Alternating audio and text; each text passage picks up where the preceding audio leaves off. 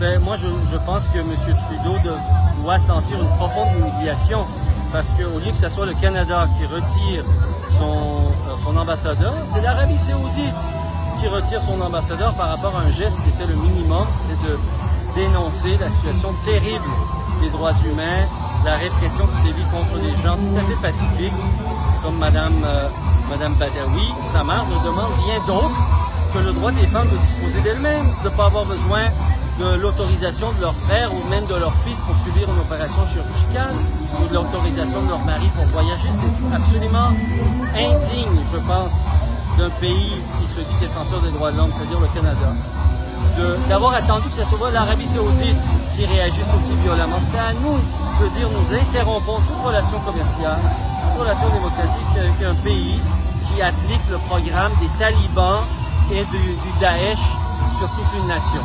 La réaction, parce que c'est pas ce que Mme Kentaf Haïdar demande, par exemple. C'est pas, la solution doit vraiment passer par les relations qui sont rompues entre deux pays. C'est pas mieux de garder des relations. Ça fait 10 ans qu'on dit ça. Et ce que ça donne, le résultat, c'est que le gouvernement d'Arabie saoudite se croit tout autorisé. Ils deviennent de plus en plus arrogants dans leur comportement avec le reste du monde. Rappelez-vous le cas de Nathalie Morin, cette Québécoise qui est retenue contre sa volonté en Arabie saoudite juste parce qu'on essaye d'y aller mollo-mollo. Pendant ce temps-là, qu'est-ce qu'on a fait? Le gouvernement canadien, le gouvernement de M. Trudeau a accepté de vendre des armes pour 15 milliards de dollars, des chars blindés que l'Arabie saoudite utilise contre son propre peuple ou pour violemment réprimer le peuple voisin de Yémen ou encore du Qatar.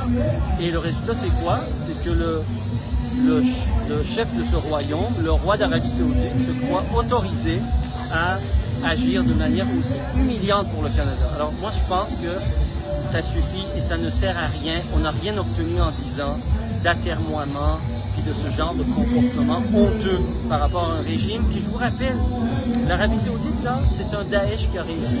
Ils appliquent dans ce pays-là ce que le Daesh voudrait appliquer ailleurs. Donc, pour qu'on puisse obtenir gain de cause, il faut que tous les gouvernements d'Occident, comme on a fait avec l'Afrique du Sud, cessent leurs relations commerciales, leurs relations diplomatiques avec ce gouvernement pour le forcer à changer. Donc, cette réaction-là, c'est davantage une humiliation, mais c'est pas inquiétant, votre côté? C'est une terrible humiliation.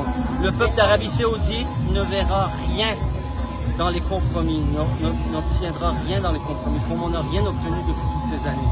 Regardez, quand on a milité pour la libération de Raif Badawi, c'est ça qu'on nous a dit. On va maintenir de bonnes relations, on ne va pas les fâcher. Quand on a protesté contre le fait que Nathalie Morin était retenue contre sa volonté, c'est ça qu'on a dit. Et il ne faut pas fâcher l'Arabie saoudite. Regardez ce que ça donne. Maintenant, c'est l'Arabie saoudite qui humilie le gouvernement de Trudeau.